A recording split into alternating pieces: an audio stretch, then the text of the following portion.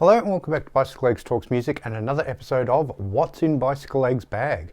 Yesterday, as I'm filming this, I went out to Dutch Vinyl in Paddington in Brisbane.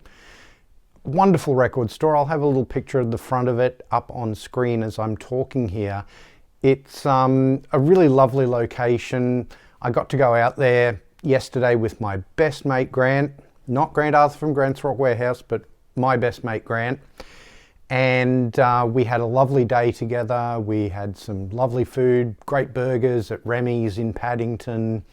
And then we went up to Dutch Vinyl, and my lovely mate Grant decided to treat me to some records, and I wasn't going to say no. I love to pick him up records from time to time when I'm going about. He's sort of only just started in the last few years regaining his record collection, and I've loved helping him out rebuilding that record collection, and every so often he loves to pay me back by getting me some records as well. Yesterday was one of those days, and in all I picked up 6 records courtesy of Grant. So Grant, I know you'll be watching. Thank you so much for a wonderful day. This is my bag of records right here, and let's see what I got. Quite a variety, I think, all up. And the first one we're going to have a look at is an Australian artist. There's a couple of Australian artists in here, 2 Australian, 1 New Zealand, out of the 6. Although, you know, he made most of his fame over in America, I think, this particular guy. I'm talking about Rick Springfield, and the album is Living in Oz. I've got a couple of Rick Springfield albums, and I've really liked them. They're really great sort of power pop and that sort of thing. You know, obviously the big hit was a couple of albums earlier with Jesse's Girl. But I mean, this had some hits on it too, certainly in America, not so much here, funnily enough. This was on RCA Records in America, and I think in other parts of the world. But here in Australia, it's on an Australian label called Wizard.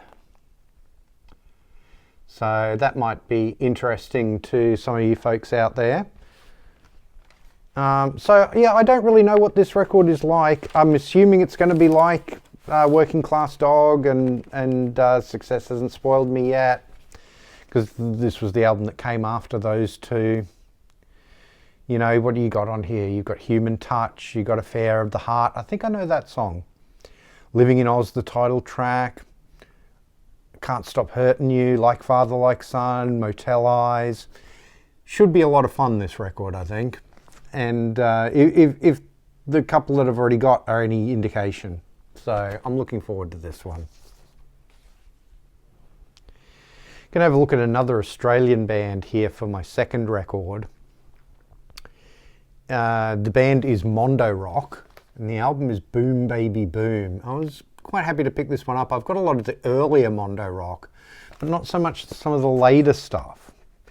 And some of the later stuff gets a little overlooked, and I include myself in that. I tend to more go for the earlier Mondo Rock. You know, they're a sort of pop rock band. In the earlier days, they had a bit of a new wave sheen to them. The lead singer is Ross Wilson, who's a legend of Australian music. He was in Daddy Cool, you know, who had a big hit in the early 70s with Eagle Rock. Mondo Rock, yeah, a different beast from Daddy Cool. Eric McClusker is the sort of main songwriter rather than Ross Wilson, although Ross does, you know, contribute some songs to it. This is on Polydor Records. And there are a couple of big hits on this album. Primitive Love Rights was a hit, Boom Baby Boom. You know, I don't know a lot of the other songs on this album, so I'll be interested to hear. It's definitely got that 80s, mid-80s production to it. Big booming drums and all that sort of thing. I think Rule of Threes is a song I know. Roman Holiday. Do It Yourself, Health and Happiness, I don't know. Get to You, Under Lights, Rise and Fall. Yeah, I mean, this is definitely, I need to get into some of this later Mondo Rock, because I always loved the early 80s Mondo Rock. Really good stuff. Now the next one we're going to have a look at is by a New Zealand band, although they emigrated to Australia and made most of their records here in Australia. They are definitely a New Zealand band. They're not one of the more well-known New Zealand bands, certainly not outside of Australia and New Zealand anyway. You know, they didn't really do anything overseas. The band I'm talking about is Bicyclelegs. And yes, although it's spelt slightly differently, they are named after the Ultravox song Bicyclelegs from the John Fox era. Late 70s, early 80s, they had a couple of big hits in Australia, particularly with a song called Computer Games. Really great song. This is their third album, if memory serves me correctly. No, fourth. I correct myself. And yeah, it didn't do as well. It's on CBS Records. It's got custom labels though, so side 2, side 1. But this song has my absolute favourite Bicyclelegs song of all time on it, which is a song called Blue Day. If you've never heard that song, go into YouTube and search Bicyclelegs Blue Day and have a listen, because it's just an absolutely gorgeous song. I did a show a couple of years ago over on Rock Daydream Nation with my good friend Peter Kerr about this band, about Bicyclelegs. I will leave a link to that in the description, so please do check that out if you haven't already. And just to get an idea of how we feel about this band and their albums. And I think we did a ranking of the albums, if memory serves me correctly. We certainly did a deep dive into the catalogue and talked about, you know, what we liked and maybe what we didn't like so much about various albums of theirs. So yeah, do check that out. Now the next album I don't think is going to be a particularly obscure album for anybody watching here. Although it's not one of the sort of more huge albums by this band. It's in their sort of mid-80s period. But it was a hole in my collection and I didn't have this album, so I was glad to pick this up at a good price. And I am talking about Animalize by Kiss. It's the only album with Mark St. John as the guitar player. There he is on the back with the rest of the band. Now, interesting thing with these mid-80s Kiss albums, by this stage they weren't on Casablanca anymore in America. I think they'd moved over to Mercury, and same in the UK and Europe and that sort of thing. But here in Australia, they're still on Casablanca. So that's an interesting one for you, for you Kiss fans out there. I think they were still on Casablanca even up to Asylum, if memory serves me correctly. Here in Australia, that is. I don't know if it was a full sort of inner sleeve that you guys got overseas. We got just like the one-page insert, pictures on one side, lyrics on the other. You know, this is just coming out of my favourite period of Kiss. My favourite period of Kiss is sort of Dynasty, or Dynasty for you Americans, through to Lick It Up. This is the album immediately after Lick It Up, obviously. And I still really like this album. And Asylum. I did a show on Asylum with Peter Kerr on Rock Daydream Nation. Do go check that out if you haven't already. I'll leave a link to it in the description.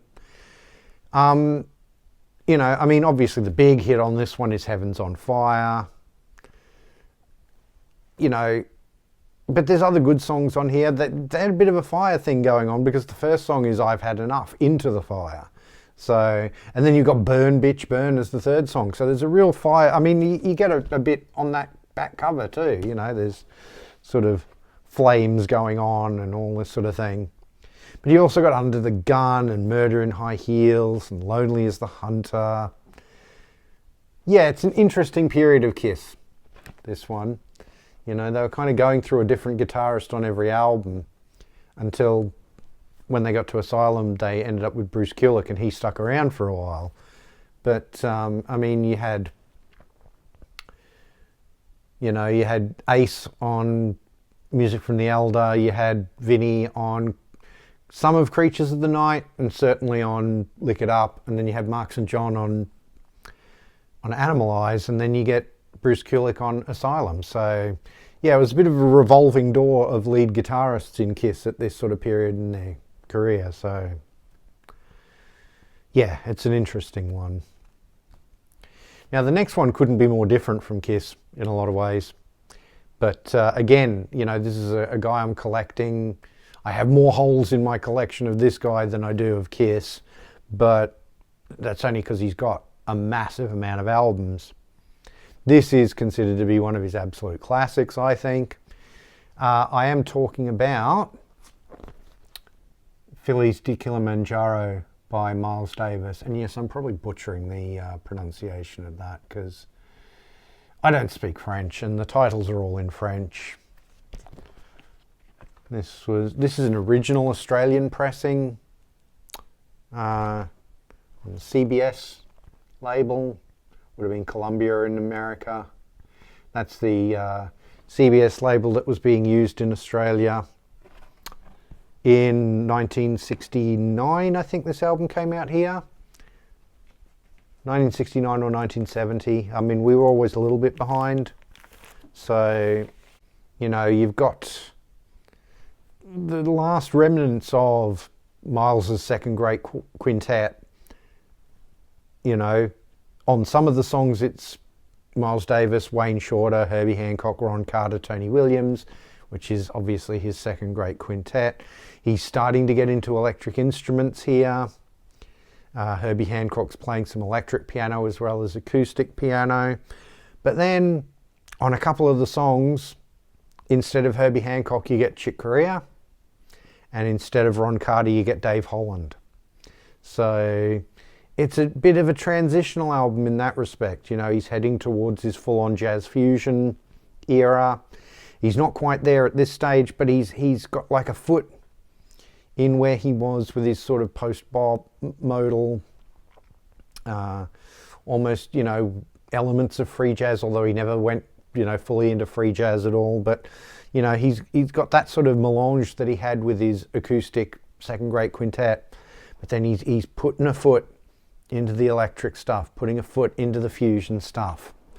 So, very interesting album. You know, with things like Frélon Brune, Tout de Suite, Petit Machine. I'm probably, yeah, absolutely butchering these pronunciations. You know, Phillies de Kilimanjaro, Mademoiselle Mabry. Yeah, I mean, I've always really enjoyed this album, but I've never had a copy of it on vinyl. So I'm really, really happy to have this. Again, thank you, Grant, for taking me record shopping. We've got one more to go though, and this one's actually a new record. So normally I buy secondhand. I really enjoy vintage vinyl and that sort of thing. I've explained that before. If you haven't seen my formats show, I'll leave a link to that in the description, and you can see my thoughts about vinyl more generally, and particularly why I'm into vintage vinyl and that sort of thing. This one though was new. It was something I've had on my Amazon wish list for a long time, but it was even cheaper at Dutch Vinyl than it was on Amazon, and I've wanted it for a long time, so I thought, let's grab it. And that is Stop Making Sense Tour by Talking Heads. Now this is a bootleg. This is live in Milwaukee. It's from a Westwood One FM broadcast. And but it's on the tour that they made Stop Making Sense, or the tour that they went on, you know, when that film came out. It's on lovely red vinyl, and it's got labels that are definitely trying to get that sort of Atlantic Records kind of feel going to them. Which is funny because Talking Heads were never on Atlantic, Of course, they were on Sire. Yeah, I mean, this is a radio broadcast, so it should sound pretty good. It's a double album.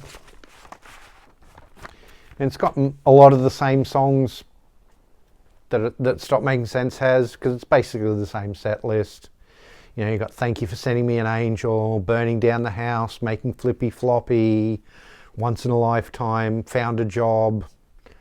I don't know if these are all in the same order, because, you know, they were in a different order in the movie. So, Slippery People, Life During Wartime, Swamp, This Must Be the Place, Psycho Killer, Take Me to the River, Cross-Eyed and Painless. I hope this version of Cross-Eyed and Painless is as good as the one in Stop Making Sense, because Stop Making Sense has my favourite version of Cross-Eyed and Painless. Love, love, love that song. Funnily enough, it gives credits only for the 4 main members of Talking Heads on the back of this record.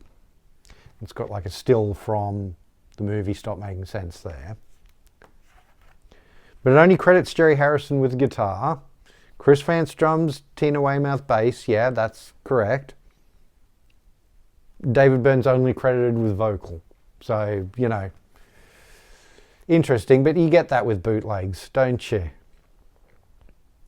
So there you have it. That's my latest additions to my collection, courtesy of Dutch Vinyl in Paddington in Brisbane, and of course, courtesy of my best mate, Grant. Thank you so much, Grant, for taking me on this lovely trip to go and buy some records. And thank you all for watching. Really appreciate it. Let me know in the comments which of these records you think I'm going to enjoy the most, which ones you like the best, and let me know in the comments what your latest acquisitions are, because I'd love to know what you guys are all getting in your collections. Records, CDs, cassettes, whatever you're getting. Let me know in the comments what you guys have picked up, because I'd absolutely love to hear from you. Please do like, share and subscribe. It really does help the channel out. If you're new to the channel, please go and have a look at some of my other videos. I have everything playlisted, so if you want to see some of my other What's in Bicycle Legs bag episodes, I have a playlist for those. If you want to see some of my studio albums ranked shows, I have a playlist for those. And if you want to see my appearances on other people's channels, like Rock Daydream Nation, I also have a playlist for those. If you want to follow me on social media, I'm at bicyclelegs on Instagram, Twitter, and a bunch of other places. I also have a dedicated Bicycle Legs Facebook page and a Bicycle Legs Teespring. Links are all in the doobly-doo. Please do give those all a follow and join in the conversation. I'd really love to have you there. Thank you very much for watching, and I'll see you in the next one.